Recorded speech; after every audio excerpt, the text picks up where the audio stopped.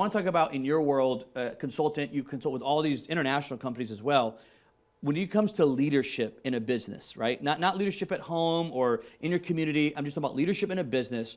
What are some of the key traits that you kind of see that are crucial for success as a leader in a business today? Yeah, that's a good question too, Drew. And of course, there are many ingredients to that, right? And volumes of books have been written. Right. But as we were talking off camera, the last thing I want to do, and what we do in our business is there are enough books out there on leadership that tell you the what. Right, and I like to focus more on the how and the why, where the rubber meets the road. Okay.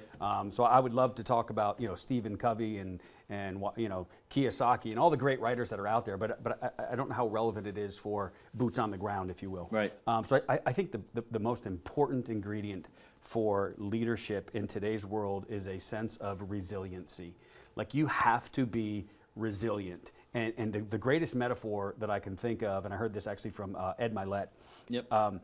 He talks about the piñata, right? So when you're kids, right, you got the piñata hanging there, and what do? They blindfold a kid and they freaking give him a stick. And somebody right? Just spin him around. And they spin him around circles. Yeah. So you're completely disorganized. Yeah. You have no vision. Right. You don't know what direction you're going, which is the way most of us feel when we first get into business. 100%. And what happens? You start swinging at the piñata and nothing happens. Right. Right. And eventually you get tired. You hit somebody by mistake. They take your blindfold off. They put it on somebody else. And what usually happens to that first kid? He wanders off and he goes and plays somewhere because the piñata's not opening. The resiliency is when at first you don't break the piñata open, when you first don't hit the goal or get the result you're looking for, you have to stay in the game, because your greatest ability is your availability, right? And so they put the blindfold on the next kid, and he takes a couple whacks, and from the outside looking in, it looks like the piñata is never going to break, right? But over time, as the next kid hits, the next kid hits, the next kid, eventually the piñata breaks. The candy falls on the ground, and not only does the kid who broke the piñata get candy, but all the people that are around him also get to celebrate in the reward, right? So it's just like our business, right? So you may bring in someone to do your social media. You may bring in somebody to help you with accounting. You have your legal team, whoever those people are. Everybody's taking a whack at the piñata, but the fact is some, if not most of those people are going to get tired with the fact that they're not seeing the results that they were expecting, and they're gone. And this is where that entrepreneurship becomes really lonely, right? Oh yeah. You have to be resilient, because at some point in time, that piñata is going to break, and all the things that you've been striving for are there for the taking. But if you walk away, you may not get anything.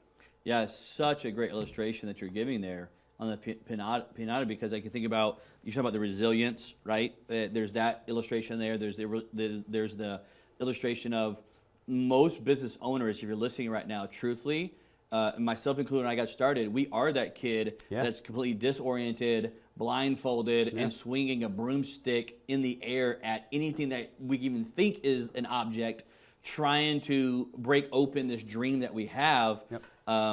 And most business owners run like that. And then, of course, the other illustration you gave that we could dive into would be talking about how once the kind of adult steps in, takes the blindfold off of you, most of the time those kids wander off and go do something else while someone else is trying at the piñata there. And there's and then the other illustrations you gave that we could talk about again is how many people are going to reap the benefits of your resiliency once that piñata is eventually opened up and cracked open, all the joy and gifts and excitement that it brings other people around you as an entrepreneur. So the piñata is just an incredible illustration there of the word resilience. And this goes back to the question that I was asking Paul was, what's one of those ingredients that you talk about that entrepreneurs have to have?